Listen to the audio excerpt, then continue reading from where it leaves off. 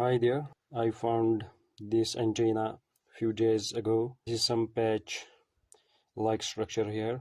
This is ceramic material around it. This conductor. This is its printed circuit board with some IC mounted on it.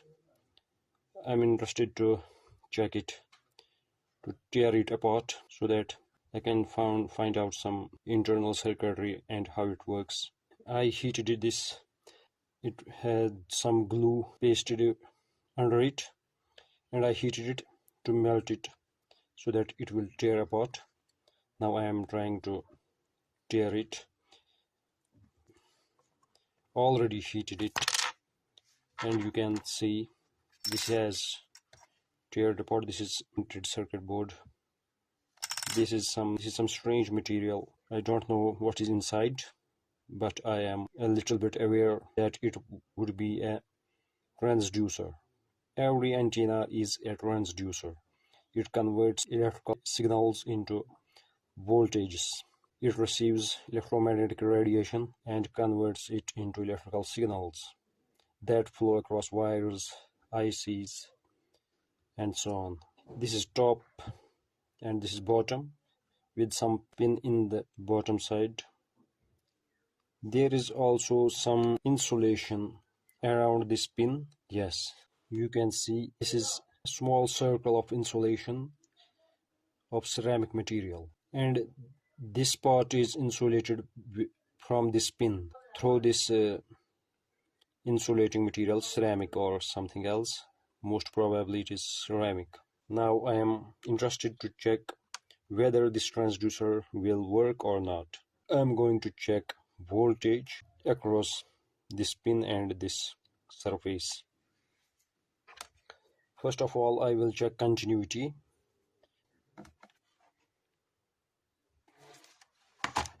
I will check. It will beep out if there is continuity. You can hear the beep. It is continuous. The surface is continuous. Now I will check whether the outer surface is continuous with this one or not. No, it is not continuous because there is some material that insulates between the upper part and lower part of this element.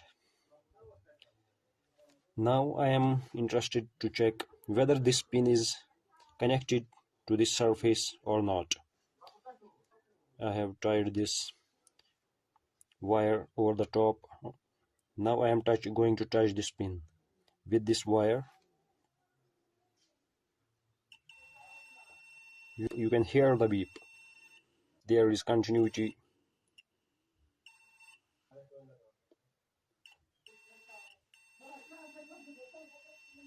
You can see I am not touching the surface, I am touching this pin and the above surface, which is continuous. Now I am going to see whether it receives some voltage. As this is an antenna, it should receive some voltage. It should generate some voltage. Yes, it should generate some voltage.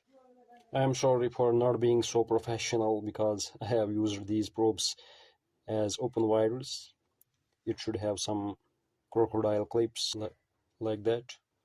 I am hooking this wire on the top of the antenna element, which is a transducer. Now I will check whether this screen shows us some reading or not. I have touched this pin, but there is no reading coming up. This is probably because antennas are directional. They have some directivity. As far as GPS antennas are concerned, they must be mounted towards the sky or open air so that they can work as expected.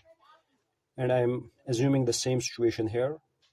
This top of the element must face the sky or open air in the room. And I will check this out whether it will work or not, if I am correct. As this pin is same as this top surface, I will use this top surface. Still there is no reading because I have placed the arrow of the meter in the wrong direction. In the wrong direction.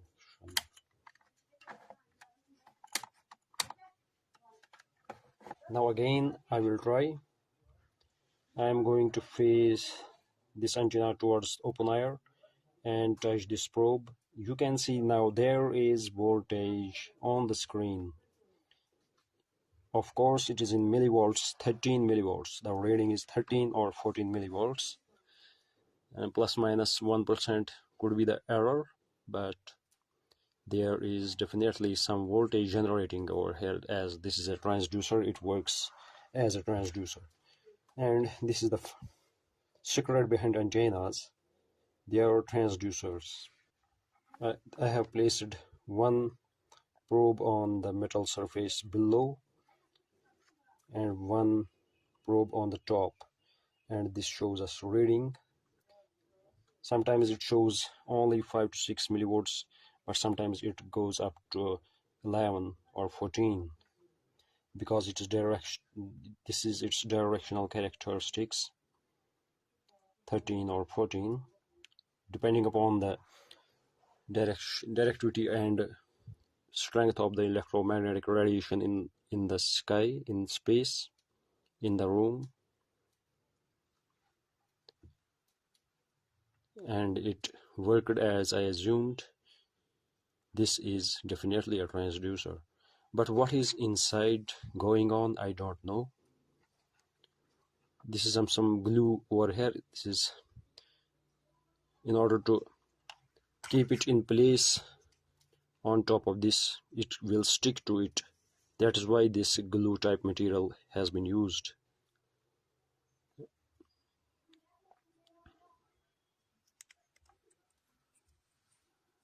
And there are the holes, one hole and two holes.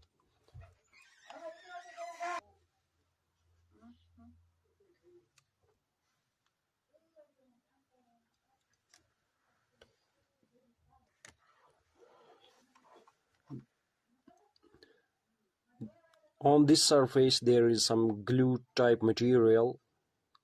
You can see here I have scratched it, and now I am confused why this is placed on top of this. When you place this with this glue on the surface, when you hook it up on this PCB, this pin, the pin in the center of the bottom surface, connects here with the circuit, rest of the circuit.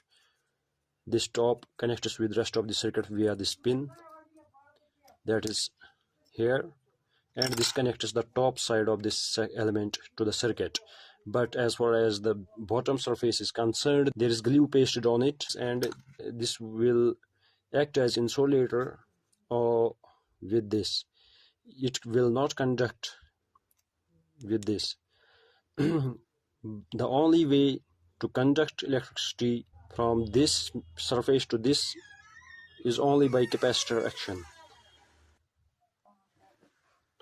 So the one possible reason for the conduction from this bottom plate to this PCB could be only through capacitor action, because there is a layer of some glue type material. This is actually a dielectric paper.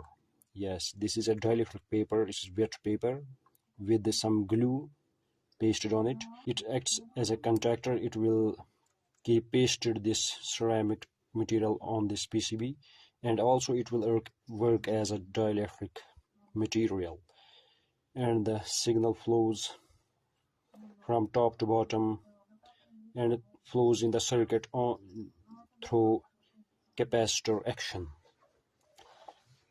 And with this idea, I can assume that inside this ceramic material there could be the possibility of an inductor.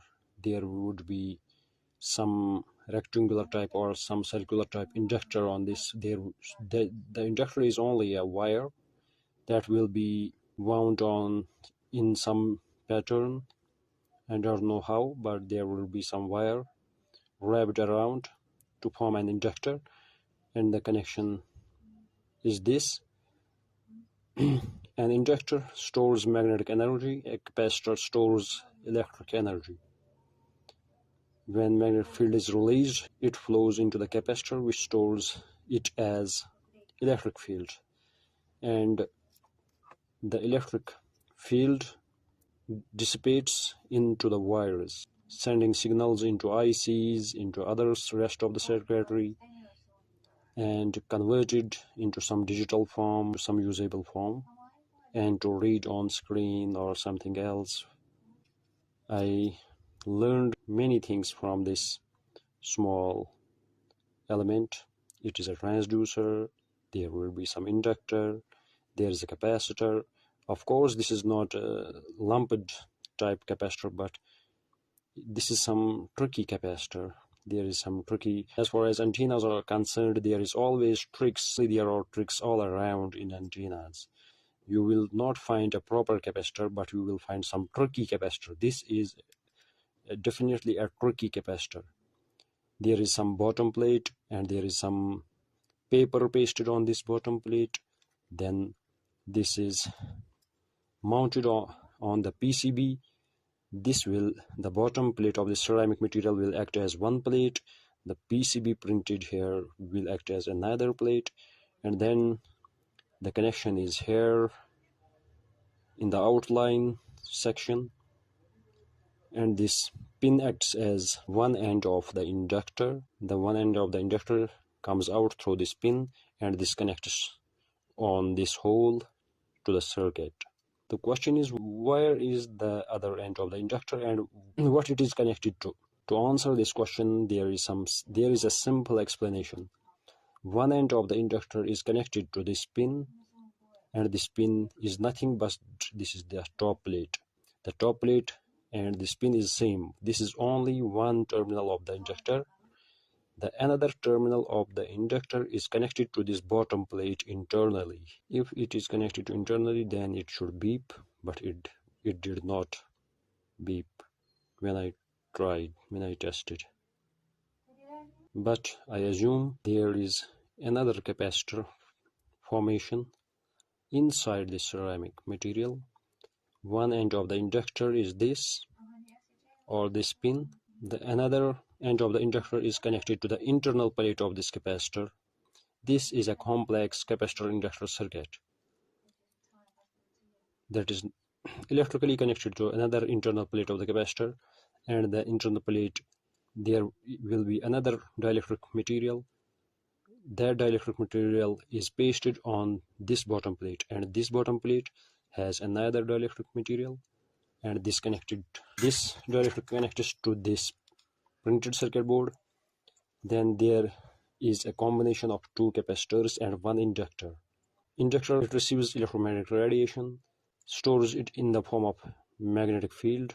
Magnetic field releases from inductor, goes towards capacitor, charges the capacitor. Capacitor stores electric energy. These two capacitors release that energy into this PCB. I will find out more. I will try to draw a circuit diagram for this.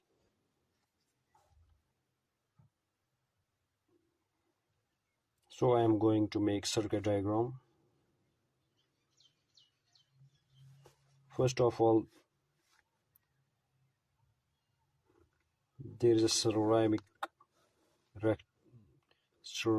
square shaped material. All around the edges there is insulation.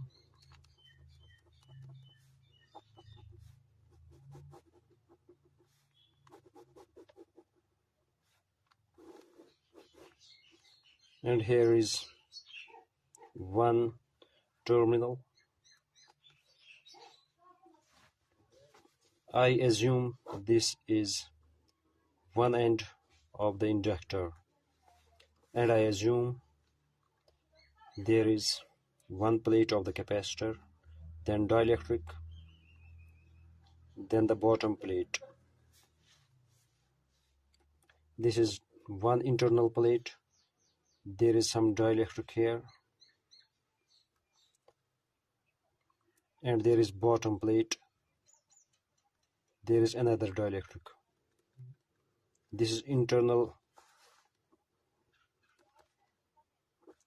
plate.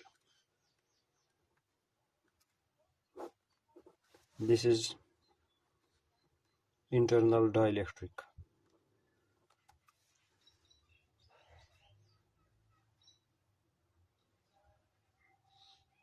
This is external plate, and this is external dielectric.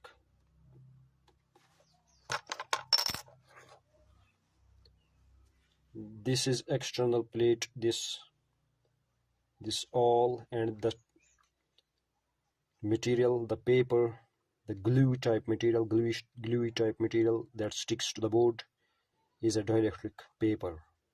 This is external dielectric paper, this is external plate. So I have shown this. So there are two capacitors, one plate dielectric, another plate dielectric, and there is PCB plate. This is PCB plate. 1, 2, 3 plates are there, capacitor plates 3 and 2 dielectrics. That's why when I connected probe to this and this second plate, it will not beep.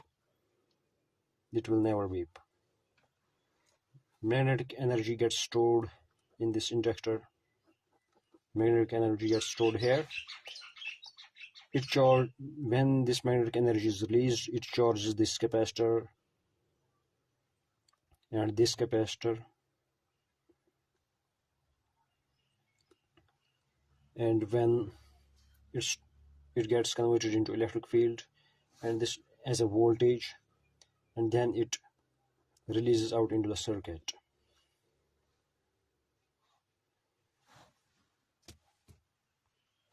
In this video, this is all what I can show you until this point. I will do some extra research to find out. I will try to do some extra research to find out what is going on and how it works, what is the circuitry inside. It will be a question to see. Thanks. We'll see you in another video, and I'm sorry for my English. Thanks.